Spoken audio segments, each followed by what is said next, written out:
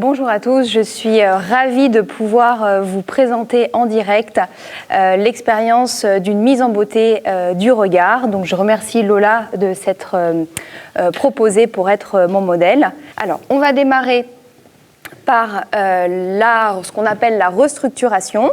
La première chose à faire, c'est de brosser. Alors on a un geste qui est assez commun, c'est de pouvoir le brosser vers le haut pour voir un petit peu comment se placent les poils. Donc là, Lola, elle a une implantation qui est assez commune, c'est-à-dire, on le voit un petit peu mieux ici, une implantation qui remonte un petit peu et puis là qui descend. Donc ça, il n'y a aucun souci pour l'épilation, ça ne changera pas notre manière de faire. Pour Lola, je vais commencer par épiler sur le dessus parce qu'en fait, elle a un sourcil. Ça, c'est très fréquent. Elle a un sourcil qui a tendance à remonter un petit peu. Donc, un sourcil, effectivement, il a besoin d'être remonté, mais plutôt d'être étiré. Quand on dit remonter, c'est qu'il va remonter plutôt vers l'extérieur. Pourquoi ? Eh bien, pour étirer les yeux.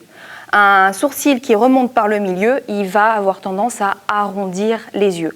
Donc, c'est ce qu'on va voir avec Lola. Donc, je vais commencer par épiler le dessus et je me contente d'épiler uniquement les poils. Donc, vous pouvez commencer au niveau de la tête du sourcil ou bien du milieu, il n'y a aucun problème.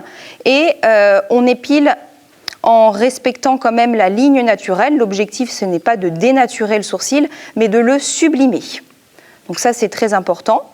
Autre point très important, c'est la manière dont vous allez retirer les poils.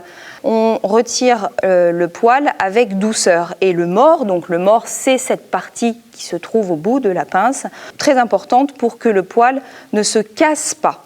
Et vous, mesdames, ayez un geste plutôt souple pour retirer votre poil. Pourquoi ? Puisque un poil qui est retiré de façon trop brutale, c'est un poil qui va avoir tendance à se casser. Donc, faites attention à l'implantation, c'est-à-dire à bien retirer le poil dans le sens de sa pousse et à le retirer doucement.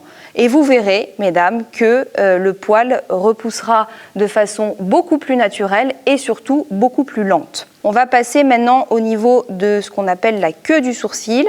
Alors souvent, vous avez une pilosité qui se développe sur le dessus. C'est une partie qu'il faut épiler, mais sans trop remonter sur la tempe, parce qu'effectivement, sinon, on va venir stimuler une pilosité qui n'a pas besoin au niveau de la tempe.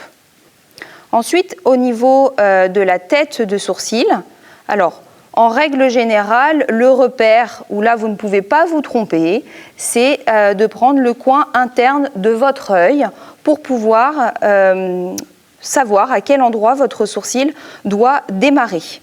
Et pour garder le naturel, on va plutôt travailler la tête de façon un peu, ce qu'on appelle plutôt biseautée, non pas droite. Ensuite, je poursuis mon épilation sur le dessous. Alors, en fonction des différentes morphologies, il est très important d'épiler plus ou moins en dessous. Alors là, sur Lola, il est important quand même d'épiler en dessous pour pas trop assombrir le coin interne de l'œil. Donc là, je respecte l'épaisseur de son sourcil et j'enlève une petite ligne sur le dessous pour ouvrir et dégager le regard. Ensuite, je poursuis au niveau de la paupière, où là, elle a déjà des repousses, mais je regarde aussi à ne pas trop remonter le sourcil. On parlait du sourcil trop remonté sur le dessus.